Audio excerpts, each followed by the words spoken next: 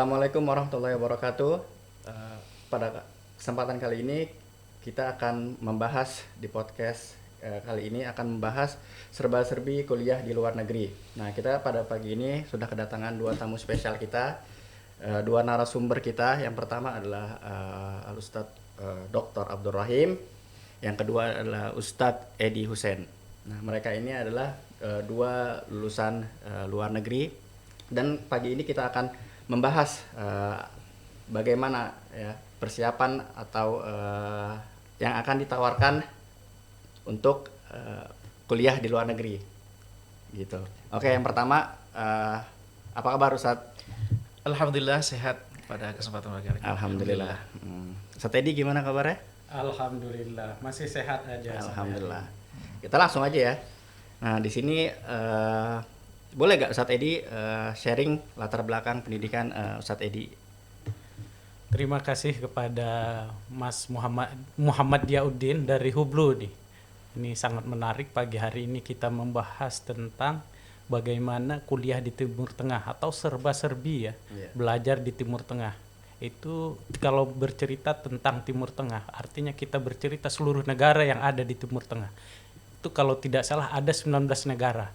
Tapi beberapa negara yang menjadi tujuan mahasiswa Indonesia itu seperti Al-Azhar Mesir, kemudian Madinah Saudi Arabia, ini yang sangat populer ya di kalangan mahasiswa. Padahal banyak di Timur Tengah itu kampus-kampus yang bisa menjadi tujuan mahasiswa dari Indonesia.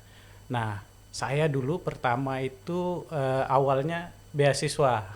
Okay. Beasiswanya itu di Al-Azhar. Kebetulan pada waktu itu tidak ada niat awalnya mau ke Al-Azhar. Okay. Tapi mencoba memasukkan berkas, ternyata diterima beasiswa. Masya Allah. Nah, akhirnya berangkat pada tahun 2001 deh. 2001 setelah lulus SMA. Tapi tidak langsung berangkat pada waktu itu karena kita harus belajar dulu di Jakarta dan sebagainya, baru dapat peluang 2 tahun setelah itu. Saya kira itu aja dulu. Oke, jadi Ustadz Edi ini sebenarnya waktu kuliah di Mesir itu gimana? Kuliah di Mesir ini sebenarnya menarik ya. Sebenarnya peluangnya juga banyak dan saya kira teman-teman itu banyak untuk mencari informasi untuk ke sana. Itu ada yang melalui tes dari Departemen Agama, Kementerian Agama ya. Tetapi di luar itu banyak sebenarnya. Seperti lembaga-lembaga yang biasa mengirim ke Al-Azhar. Ini jalurnya beda. Kalau tadi jalur pemerintah, kalau yang kedua adalah jalur umum. Artinya jalur umum ini kita boleh berangkat ke Al-Azhar Mesir tanpa kita harus daftar depak gitu. Itu jalur mandiri. Tetap nanti di sana, karena di Al-Azhar itu sebenarnya biaya kuliah tidak ada, gratis ya. Biaya kuliah, biaya hidup dan sebagainya. Ketika kita sudah diterima, dinyatakan lulus di Universitas Al-Azhar, artinya kita itu sudah punya hak untuk tinggal di Sakan Al-Azhar, kemudian buku dan sebagainya itu free semuanya. Okay. Masalahnya adalah kita harus menyediakan biaya untuk keberangkatan.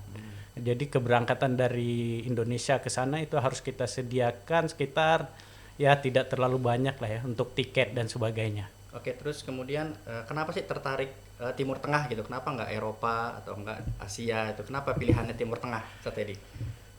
Cerita Timur Tengah sebenarnya menarik. Kalau saya sebenarnya tertariknya Timur Tengah itu karena di Timur Tengah itu adalah peradaban ya, peradaban dunia, salah satu peradaban dunia. Kemudian sejarah-sejarah peradaban Islam itu asalnya dari sana, dari Timur Tengah. Kemudian salah satu peradaban itu adalah bahasa Arab. Itu juga salah satu peradaban ilmu pengetahuan. Kalau kita cerita ilmu pengetahuan, saya lebih cenderung, lebih senang itu Timur Tengah. Nah, kenapa saya tertarik? Awalnya itu saya melihat para dai-dai yang ada di Indonesia, para ustadz dan sebagainya. Ketika menyampaikan saya tertarik itu. Kok ada seperti ketenangan gitu. Melihat alumni dari Mesir, dari Madinah, itu kan di Indonesia kiprahnya sangat besar gitu. Nah, di jiwa saya itu tertarik bagaimana sih caranya biar saya juga ke Timur Tengah. Oleh sebab itu awalnya saya mencari beasiswa ke lembaga-lembaga yang ada di Indonesia, dan pada akhirnya saya menemukan lah bisa ke Mesir, ke Al-Azhar itu. Dan saya juga ke sana itu tidak melalui Departemen Agama. Jalurnya juga jalur yang kedua tadi, yang pertama jalur Depak, yang kedua itu jalur umum lewat alumni yang ada di sana. Berkas kita masukkan, ternyata keterima. Dan proses beasiswa berikutnya diurus di sana. Oke, baik. Jadi pilihan Ustadz Edi ini kenapa Timur Tengah? Karena peradaban dunia ya, salah satunya ada. Iya, salah satu peradaban terbesar di dunia. Nah, kita ke Ustadz Abdurrahim dulu nih. Ustadz, apa sih saran ya dari Ustadz ini atau tujuan yang ingin dapatkan dari seorang mahasiswa lulusan Timur Tengah ya untuk apa? Jadi yang terpenting bagi orang tua dan mahasiswa yang akan melanjutkan pendidikannya di Timur Tengah, dia harus melihat yang pertama adalah untuk apa dia ke sana. Oke. Dan untuk mengetahui untuk apa ke sana, tentu karena dia misalnya ke Timur Tengah, bisa itu di Saudi Arabia atau di Mesir ataupun di Yordan misalnya atau wilayah-wilayah yang lain, tentu dia akan berpisah dengan keluarga, meninggalkan tanah airnya. Tentu ketika dia memilih wilayah itu, dia pastikan bahwa apa yang ia cari itu tidak ditemukan di negara kita. Kalau kemudian apa yang dia cari itu ditemukan di negara kita, kenapa mesti ke luar negeri begitu? Namun ada hal yang terpenting bagi orang tua yang akan memberangkatkan anaknya ke sana. Itu penting adalah melihat visi dan misi sehingga ini nanti berhubungan dengan pilihan jurusan. Jangan sampai kemudian ketika dia jauh-jauh ke luar negeri menghabiskan waktu yang cukup panjang, tetapi kemudian ketika balik ke Indonesia itu tidak memberikan kontribusi yang besar terhadap kebutuhan negara kita, kebutuhan juga umat, kebutuhan masyarakat Indonesia. Karena sejatinya penting bagi kita ketika kita akan belajar dimanapun, baik di dalam negeri maupun yang ada di luar negeri, baik yang di Timur Tengah ataupun di wilayah lain, itu kita pertimbangkan adalah apa peran yang akan kita mainkan di dalam kehidupan ini. Jadi jangan sampai kemudian perjalanan hidup itu berjalan mengalir seperti air yang kemudian tidak ditentukan, tidak ada arahnya. Maka bagi orang tua ketika dia memilih pendidikan di Timur Tengah, itu dia mau memilih negara mana? Kemudian juga mau jurusan apa? Karena ini nanti akan ditentukan kira-kira anak saya ini potensinya apa peran apa yang akan dia hasilkan ketika kembali ke Indonesia. Kalau kemudian itu semuanya tidak dipersiapkan, saya khawatir bahwa ketika dia berangkat ke Timur Tengah, sekedar dia memang tidak mencari gengsi misalnya, saya nggak mau kuliah di dalam negeri karena saya pengen kuliah di luar negeri kan.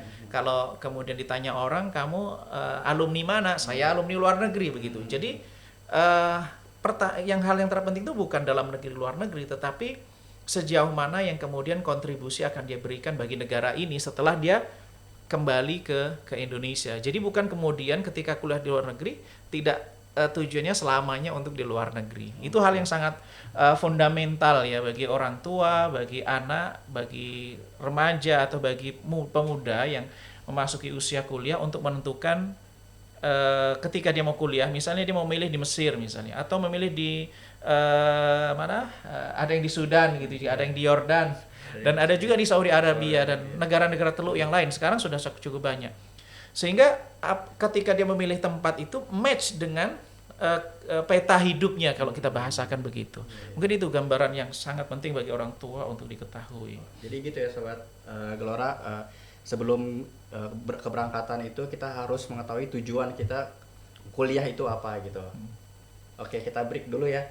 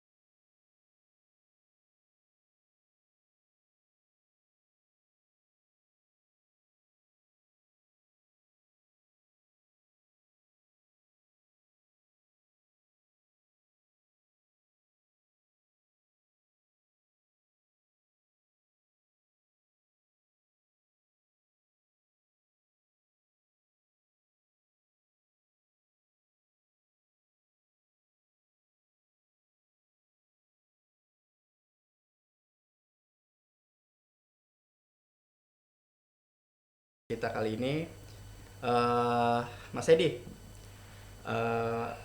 waktu kuliah di Mesir, ya jurusan apa yang Mas Edi ambil? Terus boleh dong sharing syarat apa aja yang harus dipersiapkan oleh teman-teman yang ingin kuliah di Mesir khususnya? Baik, yang sangat penting ya ketika kita ingin kuliah di luar negeri ya, bukan saja di Mesir. Oke. Baik itu di Jordania, di Maroko, di Saudi Arabia adalah paspor pertama. Nah, tapi bukan yang paling utama karena saling berkaitan dokumen-dokumennya dan sebagainya. Kemudian sang anak atau calon mahasiswa atau orang tua yang mengirim anaknya ini harus benar-benar tahu anaknya ini kemampuan bahasanya sudah sejauh mana gitu. Oh, jadi jangan sampai sana dia bingung gitu ya?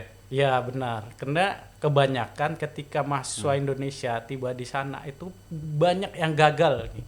Mas dia itu gagal karena apa? Karena ketika di tahun pertama itu tidak bisa apa-apa. Bahkan di tahun pertama ini anak agak sedikit down karena nilainya itu jatuh. Nah, ini yang perlu dipersiapkan dari Indonesia, orang tua sama anak atau calon mahasiswa ini harus benar-benar mengerti dan tahu sebelum berangkat tuh dokumennya. Selain dokumen gampang lah ya, ijazah dan sebagainya, itu saya kira teknis. Tetapi masalahnya kemampuan ini anak. Hafalan Qur'annya berapa juz dia sudah hafal. Bahasa juga Iya, penting bahasa juga ya. Arabnya ya. Jangan sampai ketika sampai di negara tujuannya itu ini anak bingung mau ngapain ketika lihat buku mukoror saat kalau di sana itu. Mukoror namanya Diktat kalau kalau di bahasa kita. Iya. Kalau di Mesir tuh namanya mukoror. Kalau di Jordan itu namanya buku pegangan dan itu bingung mereka karena lihat buku itu tidak berbaris. Iya, iya. Nah, kalau di kita disebut kitab turos, sebenarnya bukan kitab turos, tapi memang kalau sudah bisa berbahasa Arab itu memang tidak ada baris-barisnya, tapi kita kalau sudah terbiasa itu ngerti. Nah, seperti itu Mas Dia. Iya, iya, iya. Ya jangankan orang Indonesia, orang Arab sendiri pun belum tentu bisa baca buku Iya, itu benar. gitu. Ya. Ya. Ini yang perlu digarisbawahi Iya. karena bahasa Arab Fushah yang di buku Quran itu sangat berbeda dengan bahasa Arab Amiyah. Iya, iya. Jadi Mesir misalkan tuh jauh ya dari segi logatnya. Kemudian negeri Syam, Jordania, Palestina, Suria sama satu lagi Lebanon itu agak sedikit ke Fushah dan itu enak kita nyambung gitu. Jadi Sobat Gelora, persiapan yang harus disiapkan itu yang paling pertama adalah dokumen, ya. Kedua juga persiapan bahasa. Ini itu penting banget untuk kesiapan kuliah di luar negeri khususnya di Timur Tengah tadi ya. Oke, kita kembali ke Ustadz Abdul Rahim. Ustadz, peran apa sih yang akan diperankan ya dari lulusan luar negeri di Indonesia gitu setelah mereka pulang dari Timur Tengah khususnya? Kalau kita kembali ke sejarah kemerdekaan Indonesia ya, misalnya berdirinya NU, berdirinya Muhammadiyah, itu kan juga peran besar dari alumni-alumni yang belajar di Timur Tengah. Betul. Maka ini bisa menjadi cermin bagi kita atau para pelajar atau orang tua yang mengirimkan mahasiswa, yang mengirimkan anaknya belajar di Timur Tengah, bahwa mereka itu nanti ketika balik ke Indonesia itu ada peran besar yang menanti mereka. Tentu untuk bisa berperan penting di Indonesia setelah mereka selesai dari pendidikan di Timur Tengah misalnya, ada banyak hal-hal penting yang menjadi perhatian. Yang pertama bahwa ketika mereka belajar di Timur Tengah, penting bagi yang belajar di sana untuk memperhatikan mana agama, mana budaya. Oke. Karena tidak semua yang ada di Timur Tengah itu adalah, yang dilakukan oleh orang Arab itu adalah agama. Oke. Maka penting, jadi ketika mereka balik ke Timur Tengah, kemudian semua budaya yang ada di Timur Tengah dibawa ke Indonesia, itu bisa jadi konflik sosial. Maka penting dia perhatikan mana agama, mana kearifan lokal, yang kemudian ketika dia balik ke Indonesia, dia tahu kearifan lokal yang ada di Indonesia, yang dalam menerapkan agama itu di dalam konteks ruang dan waktu di Indonesia. Nah, ketika mahasiswa itu sekian lama, misalnya 4 tahun atau 5 tahun, bahkan kalau mereka sampai level PhD misalnya, selesai di Timur Tengah, itu kan rentang waktu yang cukup panjang. Jadi bisa jadi gaya hidupnya, taste-nya dia di dalam kehidupan sehari-hari itu udah berubah. Maka ketika kembali ke Indonesia, bisa jadi gaya-gaya hidup yang ada di Timur Tengah itu kemudian dibawa. Terbawa gitu ya, Nah, Ustaz ya. bahkan ini penting juga yang kita temukan di lapangan, termasuk penting juga bagi para mahasiswa ketika mereka tinggal di Timur Tengah, praktek keagamaan di negara di mana mereka berada, itu kan tidak lepas dari mazhab fikih, terutama sosial. Iya. Misalnya kalau ke Turki mazhab Hanafi misalnya, kalau ke Saudi Arabia misalnya atau negara-negara Teluk yang Saudi Arabia dan sekitarnya bermazhab Hambali. Kalau kemudian ke Mesir bisa Syafi'i dan ada juga yang Hanafi juga. Kalau misalnya mereka yang ada di Sudan misalnya bermazhab atau di Maroko bermazhab Maliki. Nah, sedangkan di Indonesia sendiri Sedangkan Indonesia adalah bermazhab Syafi'i. ya. Nah, ketika mereka mau memainkan peran penting, maka dia harus tahu nih bahwa tempat kontribusi di Indonesia ini mayoritas masyarakatnya itu bermadzhab Syafi'i. Meskipun ormas-ormas besar di Indonesia itu tidak menyatakan declare bahwa dia mazhab Syafi'i, mereka mengatakan bahwa mereka mengakomodir 4 mazhab. Maka ketika mereka selama di Saudi misalnya, kita lihat nih bahwa di Saudi itu praktek keagamaan, bahkan kalau disebut tadi oleh Mas Edi tadi tentang mukoror atau kalau bahasa kita diktat kuliah. Diktat kuliah ini misalnya mereka bermadzhab Hambali. Dalam mazhab Hambali misalnya dibicarakan masalah kunut misalnya. Kunut itu pandangannya berbeda dengan mazhab Syafi'i yang menyatakan bahwa kunut itu sunnah. Ketika mereka pulang ke Indonesia kemudian dia bawa secara mentah-mentah mazhab yang dia pelajari ke Indonesia tanpa mempertimbangkan perbedaan, maka bisa menjadi konflik sosial. Jangankan dia akan berperan, justru dia sebelum berperan apa-apa dia sudah ditolak oleh masyarakat. Nah, maka penting dia untuk mengakomodir perbedaan-perbedaan itu dia harus wise menyikapi. Oh, ini mazhab Hambali misalnya. Maka masyarakat kita ini, orang tua kita, keluarga terdekat kita adalah mazhab Syafi'i misalnya. Maka kita harus ada penyesuaian-penyesuaian. Oh, ini ternyata perkara-perkara mazhab yang sederhana sebenarnya di masyarakat. Jangan sampai kemudian menjadi konflik. Nah, peran besar yang dimainkan atau yang diperankan oleh para pendiri bangsa ini kan juga mereka yang banyak yang dari Timur Tengah begitu kan. Nah, ini bisa menjadi kaca bagi kita yang belajar di Timur Tengah bahwa oh mereka itu pernah berperan besar. Maka ketika saya kembali ke Indonesia, apa peran besar yang bisa mainkan? Apa peran yang kemudian bisa saya hadirkan? Nah, ini penting juga. Jangan sampai kemudian budaya itu menjadi konflik. Belum berperan apa-apa sudah menimbulkan konflik. Ini akan menjadi masalah begitu. Tapi gini, kebanyakan kalau lulusan Timur Tengah itu kebanyakan akan menjadi ustadz gitu. Apakah seorang lulusan Timur Tengah itu bisa menjadi seorang bisnismen atau jadi politikus gitu? Menurut pandangan Ustadz gimana? Ya tidak menjadi masalah kan sebenarnya ini kan perkara pilihan hidup, perkara berhubungan dengan peta tadi. Kalau kita bicarakan apa peran yang Anda mainkan setelah kembali ke Indonesia, apakah jadi politisi, apakah kemudian jadi bisnismen, pengusaha, ataukah kemudian menjadi dai kalau bahasa ini. Itu sebenarnya terbuka, itu tergantung pilihan. Maka ini penting dirumuskan sebelum dia berangkat. Nah, sebelum dia berangkat. Maka kalau di dalam konteks keagamaan, mungkin saya dalam pemikiran Islam ya, ada orang yang berperan sebagai ulama. Ada yang berperan sebagai mufakir. Nah, ini satu yang peran yang berbeda. Kalau sebagai ulama, maka ketika dia misalnya berangkat ke Mesir, ke Saudi Arabia atau ke wilayah yang lainnya, maka dia bisa konsentrasi misalnya di hadis misalnya atau di tafsir. Satu bidang yang dia tekuni sehingga dia nanti ketika balik ke Indonesia menjadi pakar tafsir, menjadi pakar hadis. Tapi ada sisi yang lain namanya mufakir. Mufakir itu pemikir. Bahwa dia belajar basis-basis keagamaan, misalnya bisa dari hadis, bisa syariah, bisa jurusan-jurusan yang lain, tetapi dia juga perlu memperkaya dengan wawasan-wawasan sosial. Karena kalau pemikiran itu dia basis agama, juga dia harus tahu bahwa bagaimana nilai-nilai agama itu diaplikasikan di ruang waktu, ruang situasi. Nah, tentu tuntutannya berbeda. Kalau misalnya yang mereka ingin menjadi ulama, maka dia mencukupkan diri misalnya dengan antara kampus dengan masjid. Nah, itu saya rasa sudah bisa mencukupi. Tapi bagi seorang pemikir yang nanti pulang ke Indonesia dia masuk ke ruang sebagai politisi atau sebagai pengusaha, tidak cukup kemudian ke Timur Tengah kemudian hanya berkutat dengan diktat. Dia perlu memperbanyak pergaulan, relasi ya. Dia kemudian ini di Timur Tengah, di Mesir ini ada kira-kira ada tokoh pemikir siapa yang terkenal, maka kemudian dia belajar dari dia. Nah, yang kemudian ketika dia balik ke Indonesia dia bisa mengembangkan pengetahuannya, gitu. Tapi banyak sekali gitu ya lulusan Timur Tengah itu kayak di Indonesia itu radikal itu Ustadz. Itu gimana Ustadz? Nah, Pandangan Ustadz sendiri gimana? sebenarnya istilah radikal itu kan tidak mengenal dia belajar di mana, kemudian dia asalnya dari mana. Justru kalau kita lihat orang yang terlibat dalam radikalisme itu adalah orang yang secara pemahaman agamanya justru tidak ada masalah begitu. Jadi ada, kalau saya bahasakan, ada ruang thaqafah yang ada di dalam pemikiran, ada cara berpikirnya, ada wawasannya yang berlobang.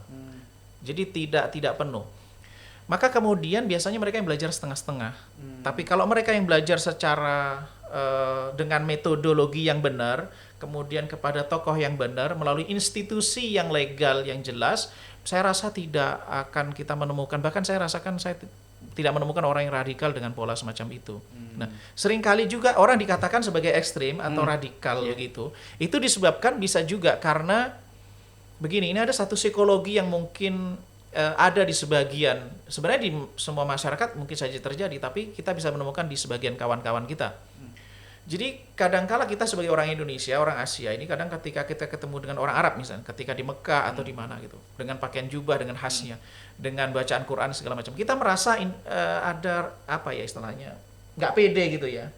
Jadi atau merasa bahwa budaya di sana itu wah, sehingga sesuatu yang budaya itu kemudian dipaksakan dihadirkan di negara kita. Maka kemudian orang menilai, ini orang yang radikal. Biasanya dari situ. Tetapi kalau dia arif, mana teks keagamaan, mana ini budaya, mana hubungan antara teks dengan konteks itu bagaimana, kemudian ketika dibawa di Indonesia, Indonesia itu situasinya berbeda. Jadi nggak bisa plak-plakan langsung Nggak bisa. gitu ya. Bahkan watak dasarnya kan sudah berbeda. Iya. Kalau misalnya orang Indonesia itu kan kalau melihat orang bersalah nih, Mas Lia, kalau ada orang bersalah nih, misalnya orang wudhu atau sholat, kadang-kadang kita mau menegur secara langsung kan sungkan tuh. Iya. Tapi biasanya nanti kalau udah ketemu udah ngomong gitu. Tapi kalau orang Arab ketika lihat orang salah kan langsung ditegur kan. Jadi ada budaya yang berbeda. Jadi itu kalau kemudian diterapkan secara langsung kita di Indonesia, ini orang penilaiannya semacam itu. Biasanya semacam itu sih, penilaian-penilaian radikal itu tidak sedikit kita temukan karena faktor budaya itu. Budaya yang ada di sana kemudian dibawa ke kita, yang kemudian kita secara masyarakat tidak menerima budaya itu. Oke, sekarang kita break dulu. Oke, teman-teman sobat Gelora, kita kembali lagi. Sebelum kita tutup podcast kita kali ini, saat ini boleh dong tips dan pesan ya yang ingin kuliah di luar negeri. Untuk seluruh masyarakat Indonesia dimanapun berada yang ingin mendapatkan informasi atau informasi tentang bagaimana studi di Timur Tengah dan di dunia, jadi bisa nanti menghubungi ke kami, terutama di hubungan luar negeri Partai Gelora Indonesia. Insya Allah di hubungan luar negeri ini kita ada alumni Eropa, Amerika, dan Timur Tengah yang siap membantu memberikan informasi-informasi dan tentunya akan mengarahkan ya dari Indonesia sampai nanti diterima di kampus. Saya kira itu saja pesan dari Hublu ya, Hublu Partai Gelora Indonesia, dan semangat tetap bergelora. Oke. Nah, sobat Gelora, yang bagi teman-teman atau orang tuanya ingin mengirimkan anak-anaknya kuliah di luar negeri ya, bisa langsung hubungi Gelora ya, khususnya hubungan luar negeri gitu. Bisa ada Mas Edi dan juga teman-temannya. Oke, kembali ke Ustadz Abdul Rahim. Ustadz, closing statement nih Ustadz. Iya. Pamungkas. Kata pamungkas ya. Jadi begini, para pemuda yang belajar di Timur Tengah ataupun yang di Eropa atau negara-negara manapun di luar negeri, mereka adalah duta-duta bangsa. Dan kita di Indonesia ini adalah negara yang berpotensi besar. Artinya kita punya cita-cita bahwa Indonesia ini menjadi negara yang besar. Maka ketika mereka belajar ke Timur Tengah atau di negara-negara yang dimanapun mereka sebagai duta bangsa, maka perlu ditanamkan di dalam diri mereka bahwa mereka akan punya peran besar mengangkat Indonesia ini menjadi negara besar.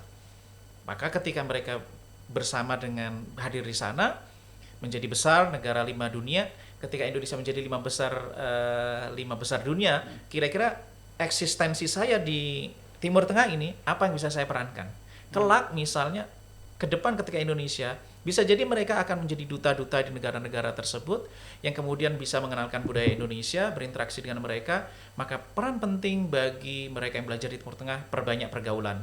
Jangan hanya dalam ruang lingkup sesama mahasiswa Indonesia. Banyak belajar, banyak berinteraksi, karena kehadiran Anda di sana sebagai duta bangsa Indonesia akan memiliki peran besar untuk menjadikan Indonesia sebagai 5 besar dunia. Mungkin itu yang dapat saya sampaikan. Oke, jadi cita-cita Gelora ya khususnya untuk menjadikan Indonesia 5 besar dunia ini bisa tercapai ya Sat ya. Ya mudah-mudahan. Dan Amin, ini ya Rabbal Alamin. optimisme kita, Oke. cita-cita besar kita. Amin. Demikian podcast kita kali ini. Terima kasih Ustaz Abdul Rahim dan juga Mas Edi yang telah hadir. Oke, jangan lupa teman-teman untuk subscribe Gelora TV ya. Semoga podcast kali ini bermanfaat untuk masyarakat Indonesia khususnya yang ingin kuliah di luar negeri. Oke, assalamualaikum warahmatullahi wabarakatuh. Assalamualaikum warahmatullahi wabarakatuh.